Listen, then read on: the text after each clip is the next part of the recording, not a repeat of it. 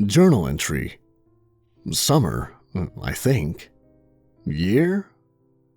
I don't even know anymore.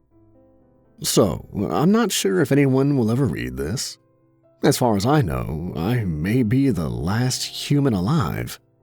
The last time I crossed paths with another person felt like a lifetime ago. Initially, I wandered with the hopes of coming across some small human settlement that somehow survived the event. But after several years of wandering, no such luck.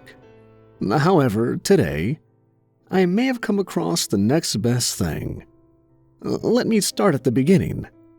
So, as usual, I was foraging through a city for food and supplies.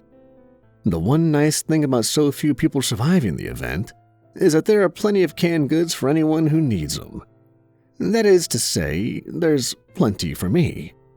I remember worrying I'd run out of food after a while, but most grocery stores have enough non-perishable food to last me a year or two.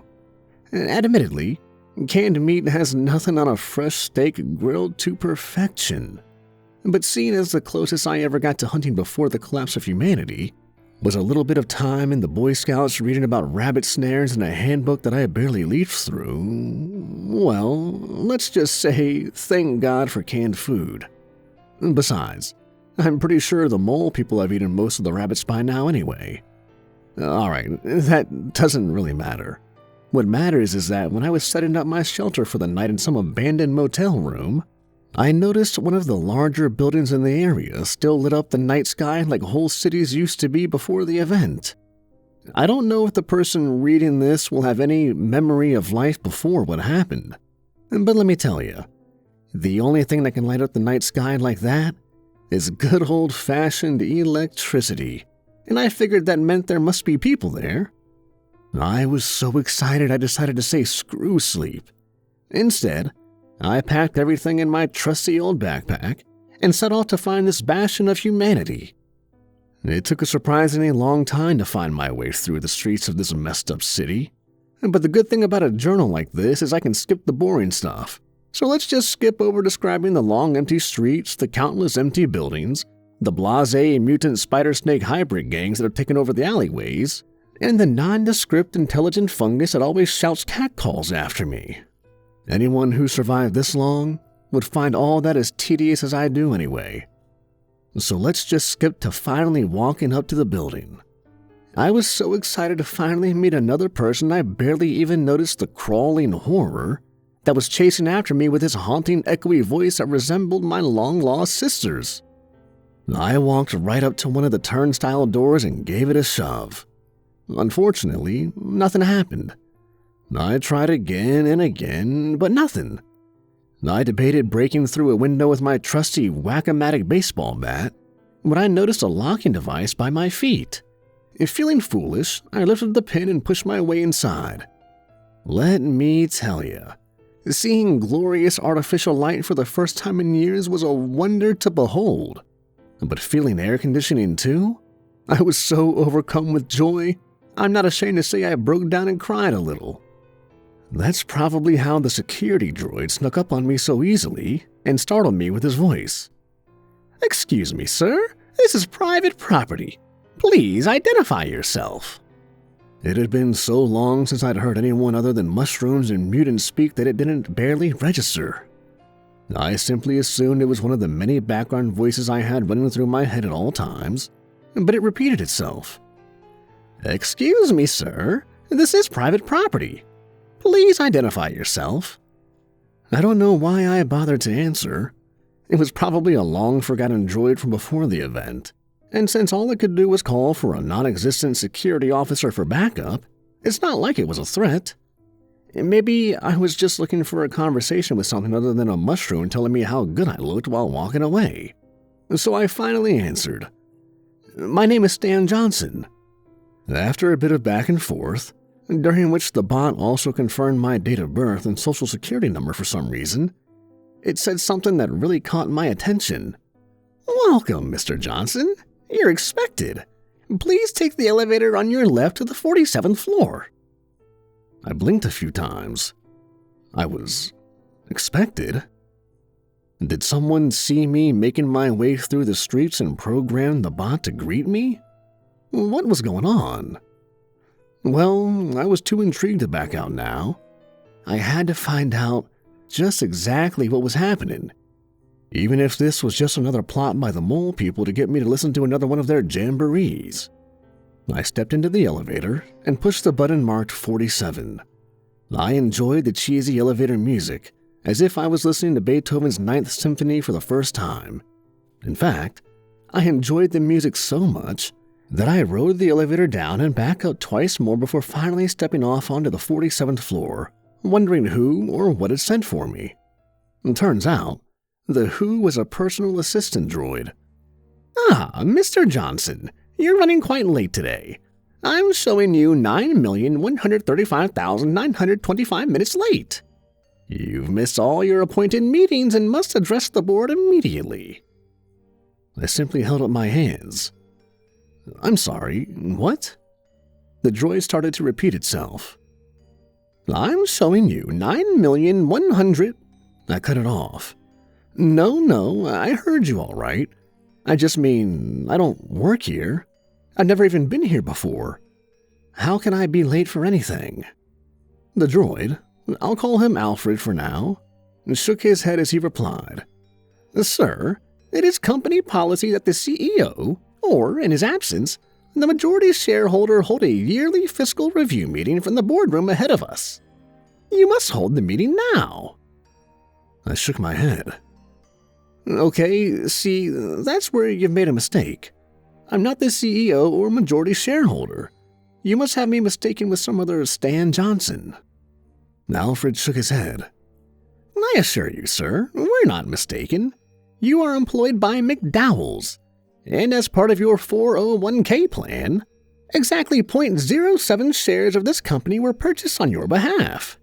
At the time of speaking, every other shareholder is dead or missing, rendering their claims invalid for ownership purposes, leaving you the majority shareholder.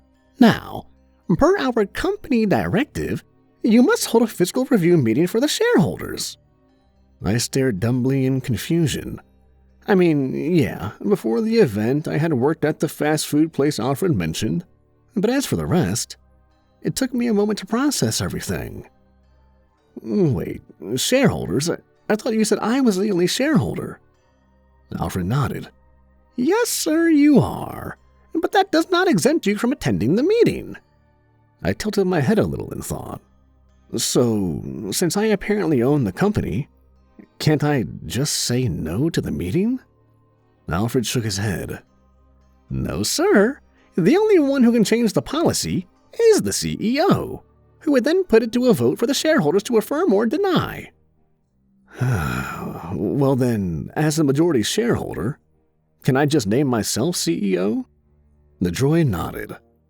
"You can put forth a motion to appoint yourself as CEO, which would then have to be voted on by the shareholders if you'd like." I shrugged before responding with, "Then I guess I put forth a motion to appoint me CEO." Alfred shook his head, as if he was the only one who should be exasperated in this situation. "Sir, you can only make such a motion at a shareholder meeting." I closed my eyes and started counting to 10 before sighing and giving in. "Okay, so you said the board meeting was through here, right?" Alfred seemed relieved. "Yes, sir. Right this way, sir." The personal assistant droid walked forward and opened a door for me. Walking through, I could see a very nice-looking boardroom with a large table that looked like it was designed to seat around 20 people. I went to sit at the head of the table when Alfred spoke up again. "Sir, that's the CEO's seat. Your seat would be just to his right." At this point, I decided to give in entirely and just go with it. As I assumed my seat, Alfred spoke up. "Now, commencing the 44th fiscal year meeting for Lyman, and Morris. This shall retroactively act as a meeting for the 43rd, 42nd, 41st. I cut in. Can we just make a note of all the meetings this one is retroactive for and move on?" Alfred nodded. "Yes, very good, sir.